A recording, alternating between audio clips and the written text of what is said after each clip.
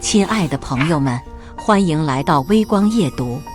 奶奶病危，我找老板请假，他竟然不批。他说：“你奶奶又没死，就是死了，不是直系亲属。”这假我也不会批。老板吃准我没有背景，学历不高，还没有突出技能，态度额外嚣张。在我一意孤行离开后，他更是以无故旷工的名义直接开除了我。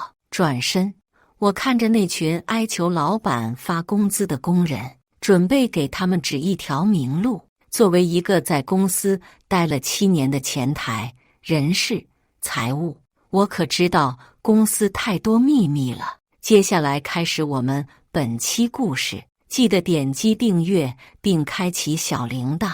正在上班的我接到了妈妈的电话，她告诉我奶奶病重，医院已经下了病危通知书，你快点请假，马上回来一趟。我语无伦次地回应着，眼泪止不住地滑落。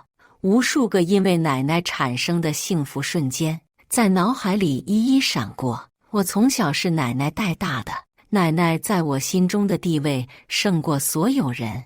客服部的小慧看见我哭，连问我怎么回事。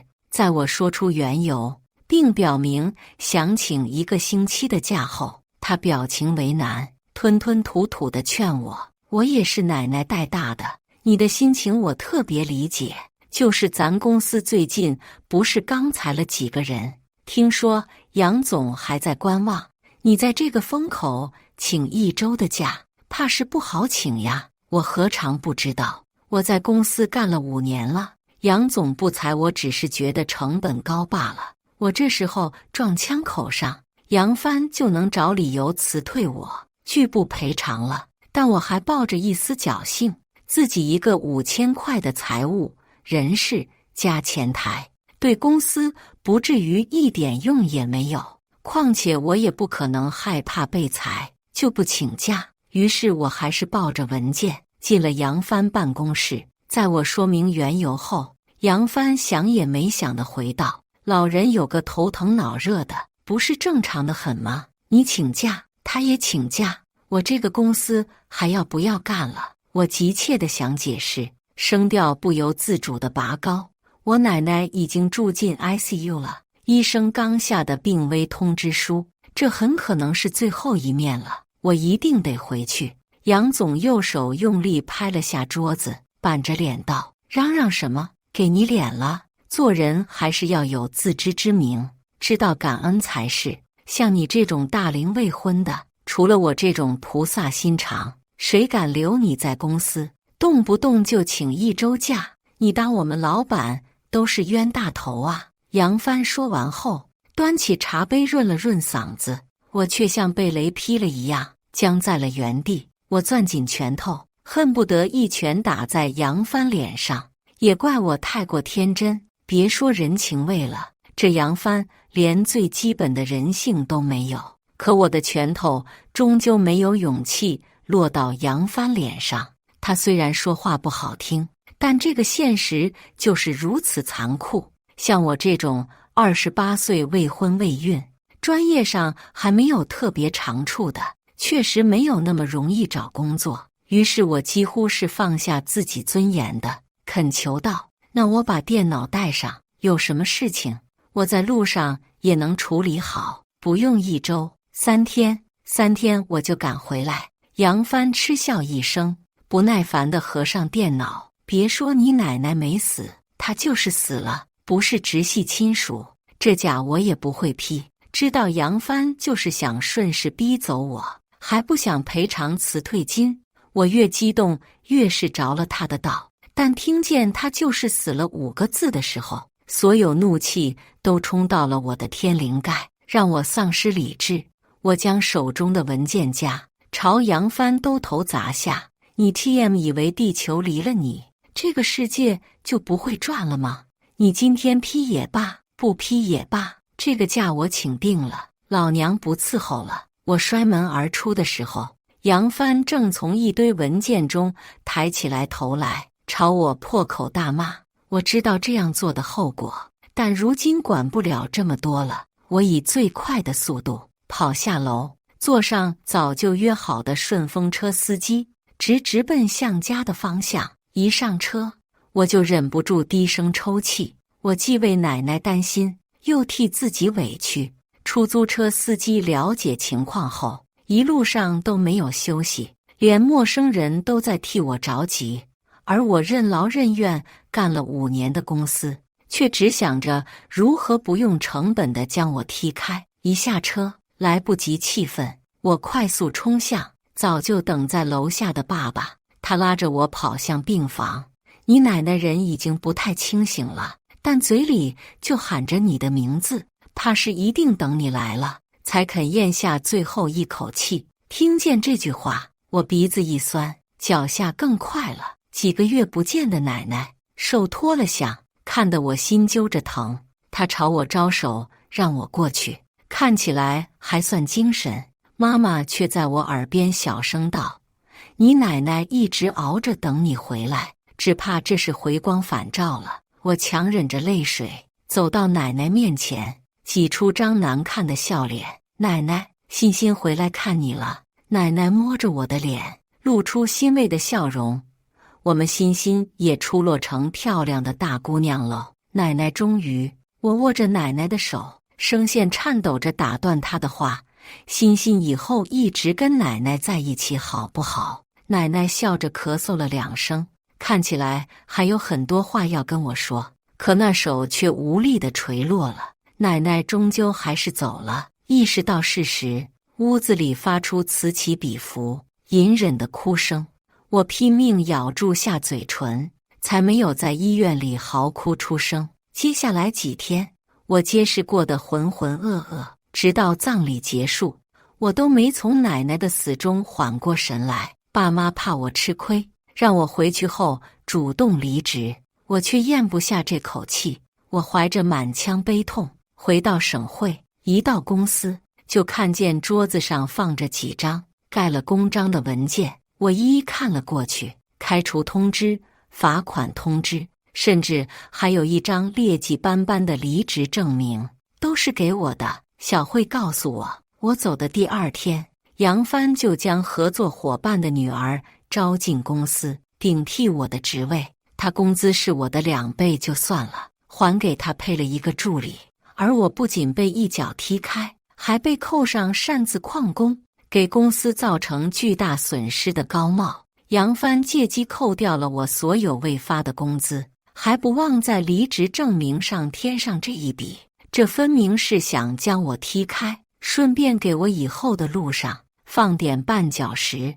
我怒不可遏地冲进办公室，将离职证明拍到杨帆桌子上。你倒是给我说说，我到底给公司造成什么损失了？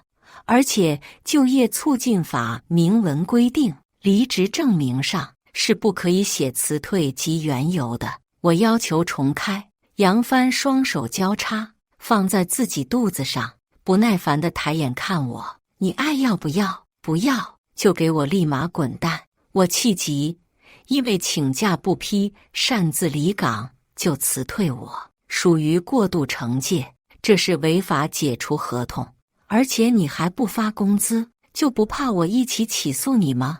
杨帆像听了什么好笑的笑话，他笑了半晌，双手一摊，满不在乎地道：那你去告呗，跟我耗着，看哪家公司敢要你，就算最后我必须赔你，我也要拖你个1年半载的，看你耗不耗得起。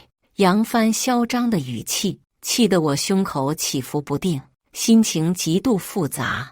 难道身为一个普通人，就真的只能听之任之吗？我不甘心啊！在我有些不知所措的时候，技术部主管跟顶替我位置的女生同时敲门进来报备工作。那杨帆立马堆起了笑脸，表演了180度变脸。百忙之中，他还不忘拉扯我：我这么大个厂，离了谁赚不了啊？像你们这样的人才不好找，4条腿会喘气的蛤蟆还不好找吗？听着赤裸裸的羞辱，我正想大吵一架，门外却出现了异动。听声音，我大概知道是怎么回事，约莫是王强的老婆来讨工资，又被保安拦在门外了。我脑子突然冒出个念头，我可在公司待了5年啊！就算杨帆私下干的龌龊勾当，我没资格知道，但就我了解到的那些事，也够他受得了。普通人又怎么样？一个普通人是普通人，那所有普通人团结到一起，也是一股不容小觑的力量。毕竟千里之堤，也可毁于蚁穴。想通这一点后，我没有继续跟杨帆争辩，等着被他无情羞辱，而是转身出了办公室。我走到门口，还听见杨帆嗤笑一声：“贱命一条，再凶还不是只敢在嘴上说说。”听着杨帆诋毁我的声音，我在心中默默复盘公司的情况。公司分为2个大块，除了办公室这10几个人外，纺织厂那几百号叔叔阿姨才是公司的命脉。但比起对我们的压榨，杨帆对车间的人更没有人性。车间为了纺织物不乱飞，没有风扇，还不许开窗。在这越来越热的几年里，其他厂开始陆续安装了空调，杨帆却等着工人中暑，好扣人全勤。至于这全勤，需要全月无休，每天干够12个小时，半个月白班，半个月夜班的倒才能拿到。那些叔叔阿姨节约惯了，哪怕200块钱也拼死拼活的干。就这种情况下，杨帆还不缴纳社保，工资也普遍比其他厂低个1000至2000。如今能留在车间的都是十分老实的叔叔阿姨，他们服从性极强。杨帆便是吃定了我们这样的螺丝钉，遍地就是，便不把我们当人看。饶是我们可替代性再强，也架不住人多呀。那杨帆迟早会知道，螺丝钉虽小，但离了它，再精密的机器也转不了。至于王强，也是之前车间的员工，他老来得女，女儿却患有先天性脑瘫。为了给女儿治病，他平时做事最为拼命，每天工作时长至少在15个小时以上。基础工资加上计件工资，他到手工资能有个1.5W 左右。杨帆满眼都是1.5W 这个数字，于是他针对王强专门出了一项规定，车间不仅要计件，还要计时。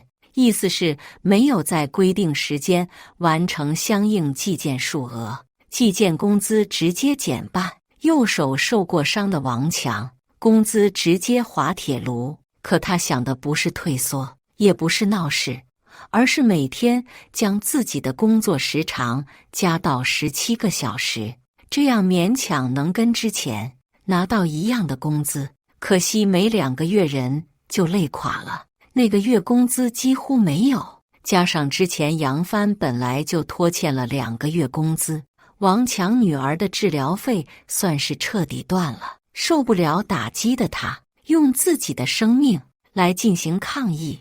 他在车间服毒自杀了。由于王强是自杀的，不算工伤，那杨帆便不要脸的以王强自杀影响工厂进度为由，不仅不赔偿，连最后2个月的工资也拒绝发放。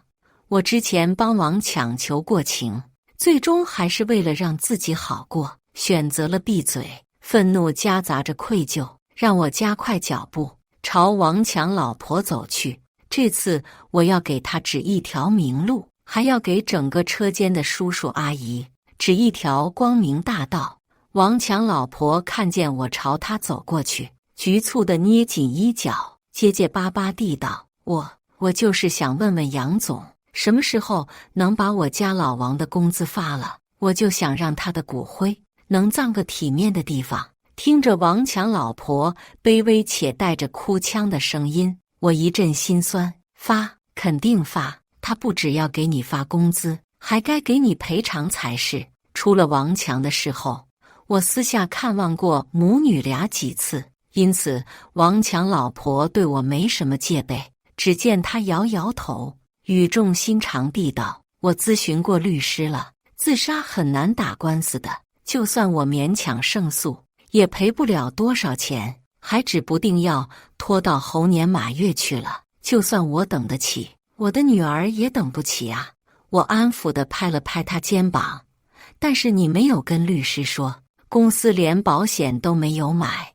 王强老婆抬头疑惑地看着我，自杀确实不能算作工伤，但只要购买了保险，领不到工亡补助金，还是可以领取丧葬补助金跟抚恤金的。虽然算下来只有几万，钱不多，但能解燃眉之急，不至于再添2条人命。既然公司没买保险，这笔钱理应由公司出。王强老婆心中没有什么弯弯绕绕，见我真心为她着想，连忙对我说谢谢。她迟疑了下，说道：可是告上法庭也要很久很久吧？以杨帆对我说过，让我尽管去告的话，确实要很久很久，但3天后会有一个很重要的客户来工厂进行最后的实地考察。杨帆对此尤为重视，要是这2件事撞到一起，耗不起的就是杨帆了。我跟王强老婆详细说了一遍计划，并让她记牢。等她走后，我又转身去了车间。彼时正是中午，换班的叔叔阿姨坐在院子的台阶上，各自端着自己的饭盒，准备吃饭。见我来了，叔叔阿姨赶紧给我让座，热情地让我尝尝他们的饭菜。看着一张张质朴的脸，他们吃苦耐劳，踏实勤快的品质，却成了杨帆压榨他们的砝码。想到这儿，我就不由自主地问道：厂里这么累，你们就没想过换个地方干干？我一句话直接让大家慌乱起来了，他们连问我是不是办公室的人裁完了，要裁他们了。我赶紧解释，没有裁他们一说，只是我自己离职了，有感而发，而且车间的人已经压榨到最少了，裁无可裁。接受这个理由后，印染车间的阿姨放下了手中的饭盒。我儿子今年结婚了，房子彩礼还差点，可得加紧干。江沙车间的叔叔笑了2声。我小女儿出息了，年级第1了，大学学费得准备起，生活费也不能少，可不能让我闺女儿被同学笑话。我试探性地问道：但是我们厂时间长，工资低，还不买社保啊？叔叔阿姨们互相对视了一眼。纺纱车间的阿姨叹了口气：我都到退休年龄了，好些厂不要人了。有人附和：就是听说今年收益不好，去哪儿都一样。了解他们的心思后，我心底大概有了一个谱。杨帆骂我是贱命一条，我一条贱命确实搞不垮他的厂子，但10条、100条、1000条了，更何况我们只是千万个普通人的缩影，没有高低贵贱之分。真正贱的是他呀！离开工厂后，我去了一趟城东，那儿有家新开的纺织厂，听说老板资金雄厚，一应设备都是全自动的，不仅生产速度会更快，而且工人工作量也会更小。那家纺织厂规模不小，还处于大量招人的阶段。这些是我前几天听杨帆念叨的。由于抢了杨帆几单生意，他感受到威胁，就想找人恶搞那家厂子。虽然具体计划我不得而知，但依照我对杨帆的了解，这种缺德事他肯定干得出来。就算没有这档子事，我想那徐总也不会拒绝一批能干活还听话的熟手吧。可天不遂人愿，我刚见到徐总将自己的依仗和请求说出口，他的员工就来汇报事情。我听见那么1、2句关键信息，大概就是已经查出跟他们签合同的公司就是个挂科公司，先通过5万、10万的小单子建立信任，待合同金额到达一定数额，就卷走货物，在人间蒸发。这种情况也不是没有先例。我心紧了一紧，这徐总做事谨慎，没有着了杨帆的道。但他不会以为我这是另一场骗局吧？我刚想解释几句，徐总就保持着基本的礼貌，委婉地对我下了逐客令。我这边有点事需要处理，有需要我会联系你的。我将自己的电话强硬地塞给徐总，做最后的努力。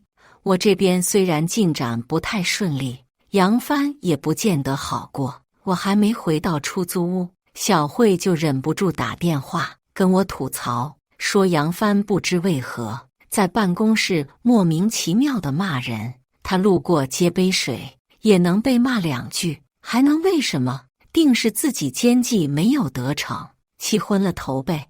而王强老婆此刻正在办公室大吵大闹的，要让杨帆赔钱。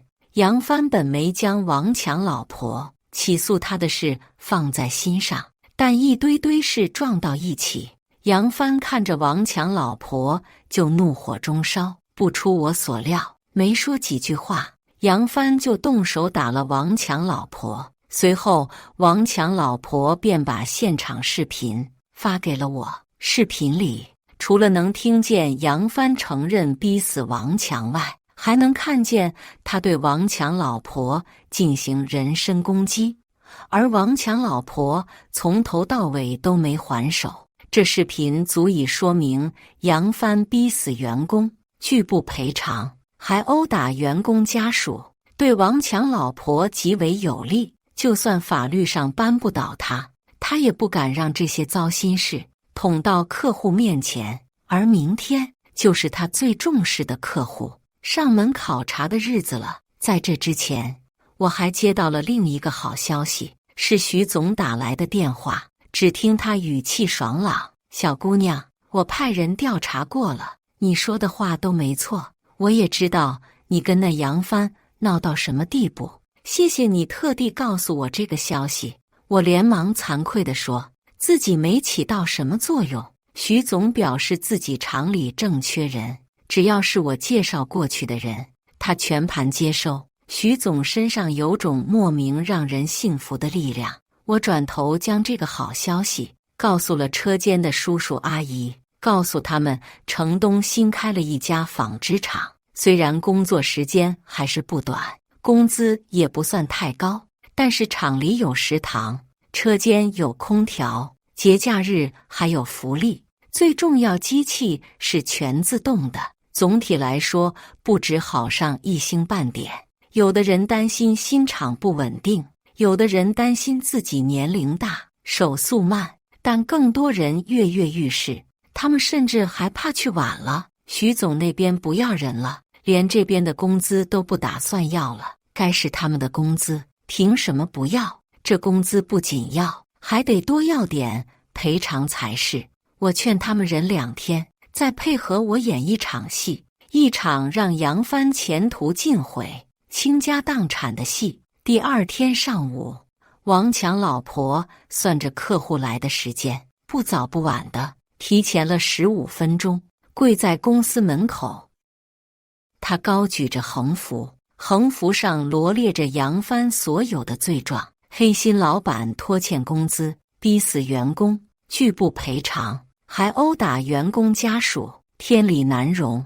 正准备迎接客户的杨帆，从2楼看见这么一幅场景，他急急忙忙地跑下楼，大声吼道：“保安，保安在哪儿？还不快把人给我拖走！妈的，你们连个女人都看不住，要你们有屁用！”杨帆吼得面红耳赤的，那些保安才不情不愿地动了。王强为人不错，人缘极好，所以3个保安硬是没拉动一个瘦小的女人。再加上我早就请好的保镖，直接将保安给拖开了。王强老婆纹丝不动地跪在原地，再次喊起了自己的口号：“黑心老板！”办公室的同事出来通知杨帆，客户马上就要到了。杨帆急得跺脚，咬牙切齿地说道：“我打给你还不行吗？”王强老婆眼角流下喜极而泣的泪水，但她心里记着我的话，没有第一时间答应，而是举起手机播放了昨天那段视频。一共15万，不然我就算告不倒你，也要把这些事捅得人尽皆知。事情闹大了，你生意别想好做。等会儿客户来了，我就扑上去。既然杨帆爱游走在法律的边缘，无底线地压榨我们，那我们为什么不能以同样的手段狠狠回击？也该让他自食恶果了。我躲在角落里，第一次看见杨帆生气到青筋暴起，但又憋屈的不敢骂人、不能打人的样子。我心中畅快极了。这种威胁放在平时，杨帆有的是法子周旋，可不知道是谁提醒了句，客户到路口了，他便也有些乱了阵脚。杨帆暴躁地对着那个顶替我位置的女孩子高声吼道：“你 TM 愣着干什么？还不快去赚钱！”接着他便抢过王强老婆的手机，摔到地上，用脚反复碾压。15W 是杨帆在重视这次考察的情况下能接受的上限，毕竟为了上千万的利润，花10几万买断后换还是划算。看着杨帆笑嘻嘻地接待客户去了，王强老婆随之扭头朝我点头表示感谢，而杨帆也随着他的眼光看向了我。他笑容收敛了2秒，好像知道了些什么，看着我的眼神变得格外凶恶。不过他现在没空找我算账，而且很快他就会发现自己没机会找我算账了，因为客户刚到车间，工人们就开始集体罢工了。杨帆看着集体罢工的场面，一个头2个大，额头不停地冒汗。他没想到送走了一个王强老婆，还有这么棘手的事情等着他。大部分人都参加了这次罢工，只有几个我实在游说不动的，在一旁观望。场面确实壮观，客户当场就半开玩笑地道：“听说杨总实力雄厚，怎么连工资都发不起？还是说就是故意拖欠？”客户的语气里已经有明显的不悦。不愧是大公司来的人，这话说的让杨帆骑虎难下。这工资说发也不是，说不发也不是，最后杨帆找了很多借口掩盖，并表示正准备发工资来着。客户面上没说什么，但这单生意大概是黄了。将客户送走后，杨帆开始大发雷霆，他连夜开了批斗大会，扬言不想干就滚，想干的人多的是，大概意思就是工资不会发，他还要罚款。杨帆以为自己一直以来的招数可以震慑住他们，谁知工人们还是一个接着一个的提了离职，而且都不约而同的拿公司不缴纳社保为由，要杨帆根据工作年限赔偿相应月份的补偿，否则就要去集体起诉他。那可都是干了许多年的老员工，赔下来可不是一笔小数目。不知道那杨帆会不会有那么一丝为自己曾经做过的事、说过的话感到后悔。杨帆威逼利诱，混杂着破，都没能劝动一人。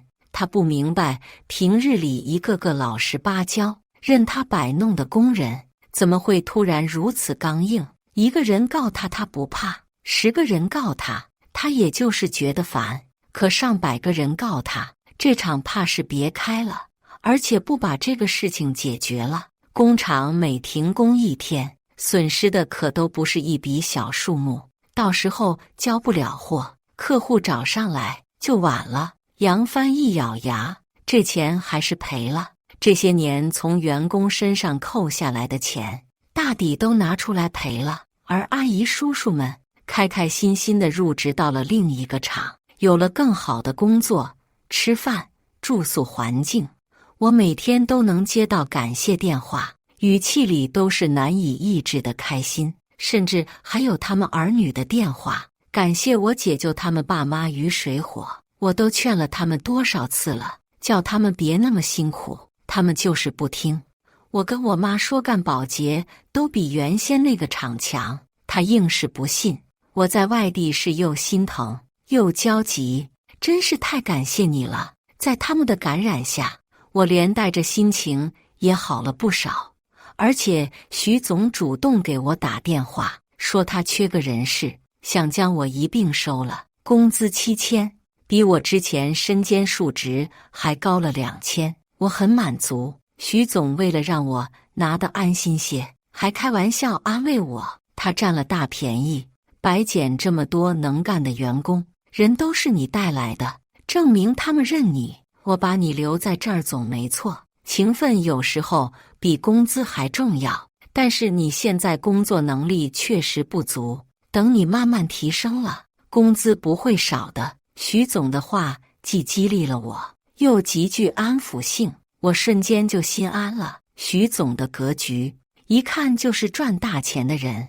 当所有事情都步入正轨的时候，我十分晦气地接到了老板的电话，他开口便是威胁，别以为我不知道，是你在背后乱说话，你以为把他们都叫走了，我就慌了。3条腿的蛤蟆不好找，像他们这种培训2天就上岗的人还不好找吗？我告诉你，想来上班的人多的是，我自然知道，我们这种廉价劳动力是最不缺的，但我叫走了这批叔叔阿姨，就没想过还要让其他人继续受害。这几天，我已经将这段时间我们跟杨帆的各种交锋整理好后，一并发到了网上。有证据的就甩证据，没证据的我就口述。